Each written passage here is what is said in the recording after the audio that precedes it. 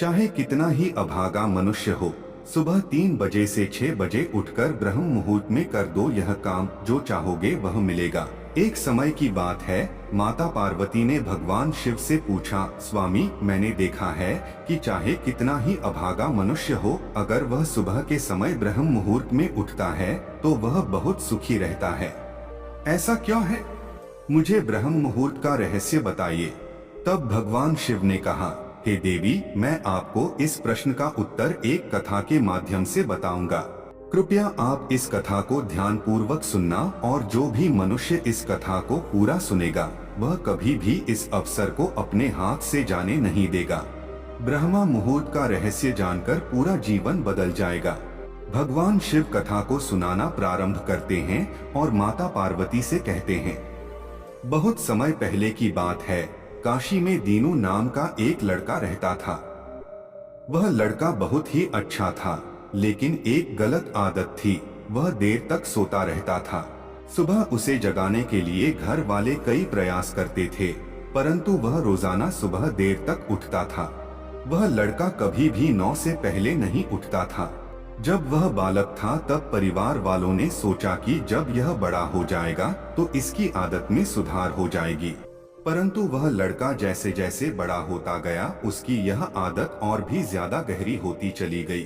दुनिया इधर से उधर हो सकती थी, लेकिन वह लड़का कभी भी जल्दी नहीं उठ पाता था। उसके पिता उसकी इस आदत से बहुत ज्यादा परेशान रहने लगे थे। उस लड़के को ढेरों नकारात्मक शक्तियों ने घेर लिया था। वह सभी को पलटकर जवाब देता था और दिन भर उदास रहता था। इसका असर उसके स्वास्थ्य पर भी पड़ रहा था।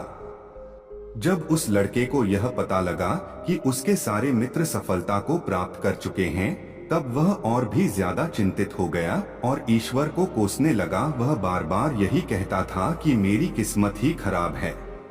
परंतु उसके पिता अच्छी तरह से जानते थे कि उस लड़के के असफल होने के पीछे क्या कारण है। भगवान शिव ने कहा, हे देवी, फिर एक दिन की बात है, उसके पिता को किसी सन्यासी के बारे में पता चला। उसने तुरंत अपने बेटे की समस्या को लेकर उस सन्यासी के पास जाने का निर्णय लिया। सन्यासी को बेटे की आदतों के बारे में बताया और सन्यासी ने कहा कि कल आप अपने बेटे को इस आश्रम में आने को कहिए। फिर उस लड़के का पिता अपने घर की ओर चला गया। उसे पता था कि अगर वह सीधे तरीके से अपने बेटे को सन्यासी से मिलने के लिए कहेगा तो वह कभी तैयार नहीं होगा। उसने अपने बेटे को अपने पास बुलाया और कहा, तुम्हारे सारे मित्र जीवन में सफलता प्राप्त कर चुके हैं, क्या तुम सफल नहीं होना चाहते हो? लड़के ने उत्तर दिया कि जरूर पिताजी, परंतु जब भी मैं अपने मित्रों से उनकी सफलता का रहस्य पूछता हूँ तो वह मुझे कुछ नहीं बताते हैं। भगवान शिव ने कहा, हे देवी, फिर उसके पिता ने कहा कि मुझे यह रहस्य पता चल गया है कि वह सभी क्यों सफल होते जा रहे हैं। तब उस लड़के ने बड़ी उत्सुकता से पूछा, क्या पता चल गया है पिताजी? कृपया करके आप मुझे बताइए। उसके पिता ने कहा कि कल सुबह तुम्हें एक सन्यासी के आश्रम में जाकर उनसे मिलना है। यदि तुम वहां पर समय से पहुंच गए तो वह सन्यासी तुम्हें ऐसा मंत्र बताएंगे जिससे तुम सफल हो जाओगे।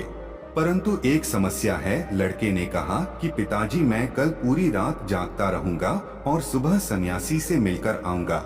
उसके पिता ने कहा कि ठीक है, तुम वहां जाकर उस सन्यासी की आज्ञा को मानना। पिता की बात सुनकर वह लड़का बहुत अधिक खुश हुआ। जीवन में पहली बार रात्रि में वह जागता रहा, परंतु थोड़े ही समय में उसे नींद आ गई और वह सो गया।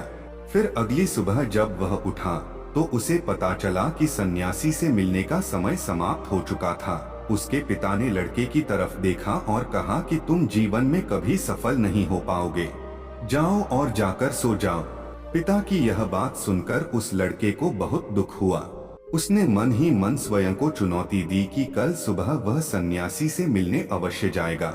उसने अपने पैर में एक छोटा सा घाव बना लिया, जिससे दर्द के कारण उसे रात भर नींद नहीं आई।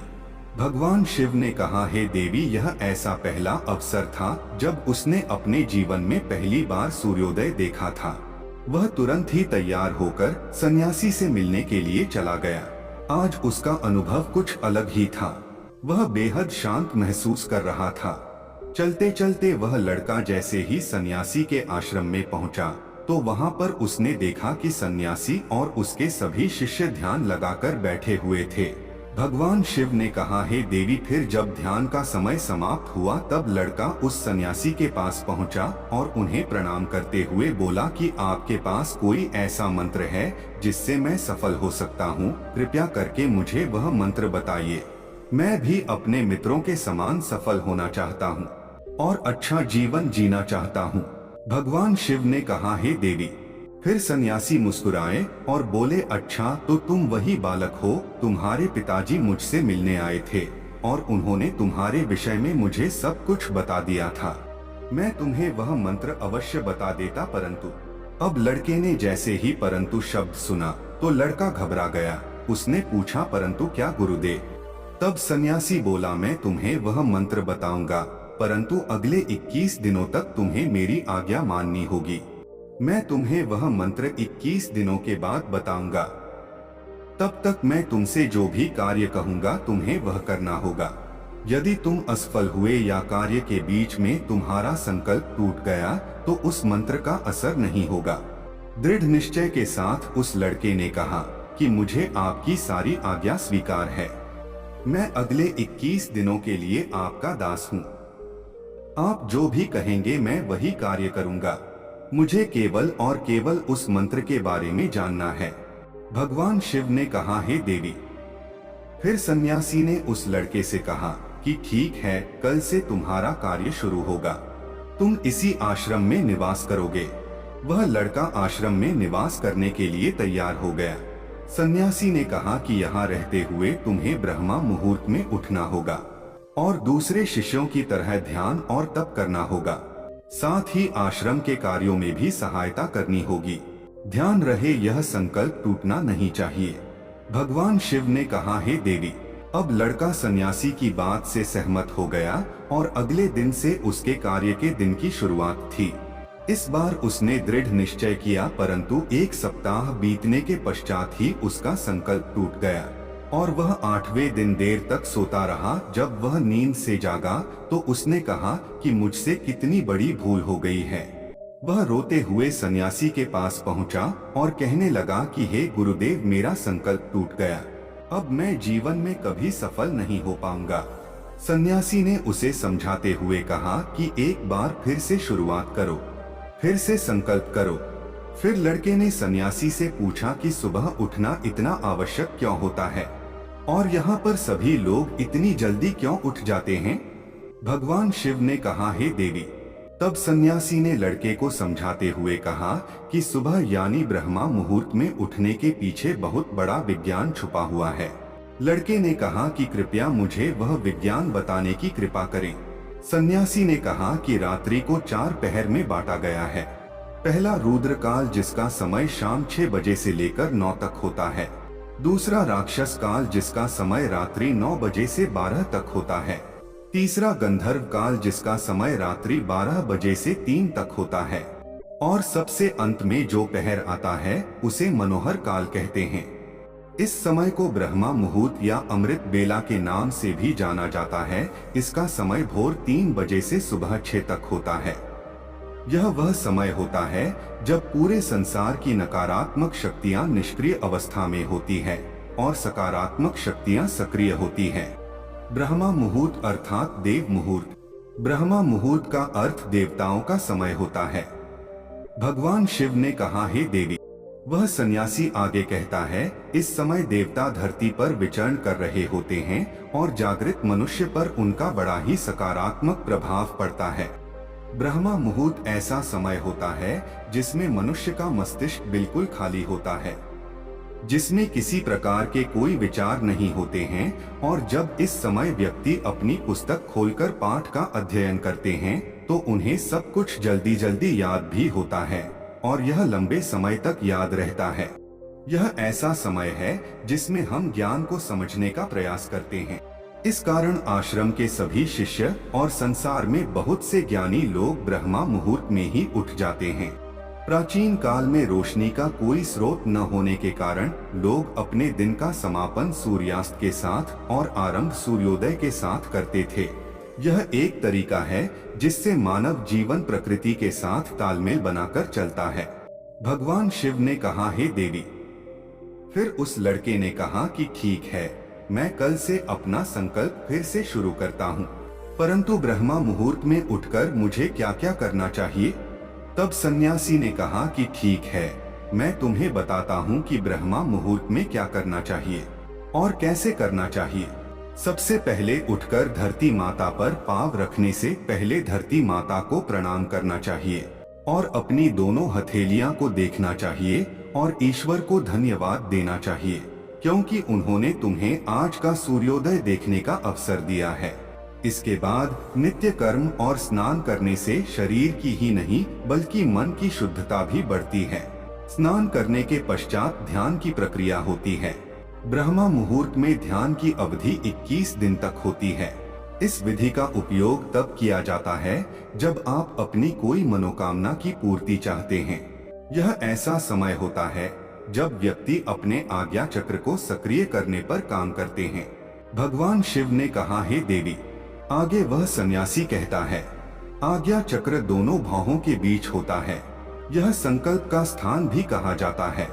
अगर इस चक्र पर ध्यान केंद्रित किया जाए और अपनी मनोकामना को बार बार दोहराया जाए तो मात्र 21 दिनों के भीतर वह मनोकामना पूरी हो जाती है।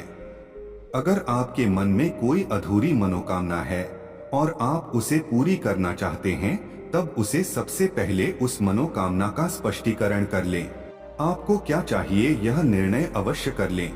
इसके बाद ध्यान की विधि को शुरू करें। ब्रह्मा मुहूर्त में स्नान के बाद एक ऐसा स्थान चुनें जहां पर वायु का प्रवेश हो। ध्यान में शुद्ध प्राण वायु का होना आवश्यक होता है। ध्यान की मुद्रा में रीढ़ की हड्डी सीधी होनी चाहिए, साथ ही गर्दन भी सीधी होनी चाहिए। सुखासन की अवस्था में दोनों हाथों को घुटनों पर रखकर आंखें बंद करके बैठ जाएं। हाथों की मुट्ठी को बंद कर लें और 2-3 मिनट तक बिल्कुल शांत हो जाएं। जब आपका शरीर स्थिर हो जाए और श्वास भी शांत हो जाए, तब उसके बाद अपना सारा ध्यान आज्ञा चक्र पर लगाएं। इस दौरान लंबी गहरी सांस लें और सांस को रोक कर रखें। इस समय आप अपनी इच्छा को मन ही मन दोहराएं और अपने मन से इष्ट देव और देवी देवताओं और गुरुजनों का चिंतन करें। भगवान शिव ने कहा, हे देवी। उस सन्यासी ने कहा, जब सांस को रोकना कठिन हो जाए तब धीरे धीरे सांस को बाहर की ओर छोड़ो। सांस को नाक से भरें और मुख से बाहर छोड़े। इस प्रक्रिया को 3 से 4 बार प्रतिदिन दोहराएं। ऐसा प्रतिदिन करने से आपकी जो मनोकामना है वह अवचेतन मन तक अवश्य पहुंच जाएगी और इच्छा पूर्ति जल्दी होगी।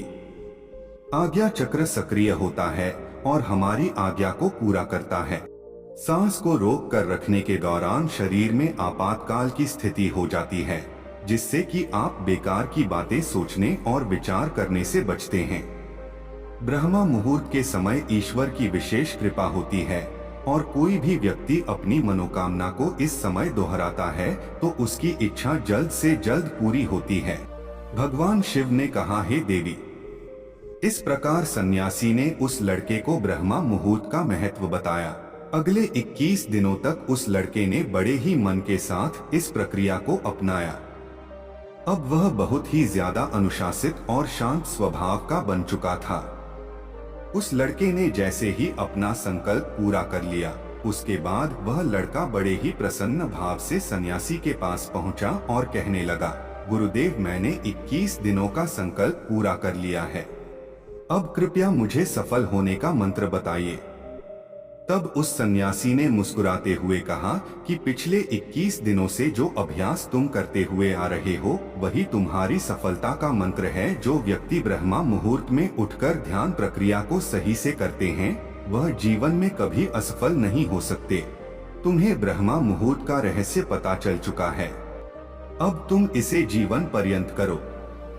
तुम्हें जीवन के लक्ष्य और सफलता दोनों प्राप्त होंगे। उस लड़के ने सन्यासी को धन्यवाद दिया और ब्रह्मा मुहूर्त के नियमों का पालन जीवन पर्यंत तक करने का वादा भी किया। भगवान शिव ने कहा, हे देवी।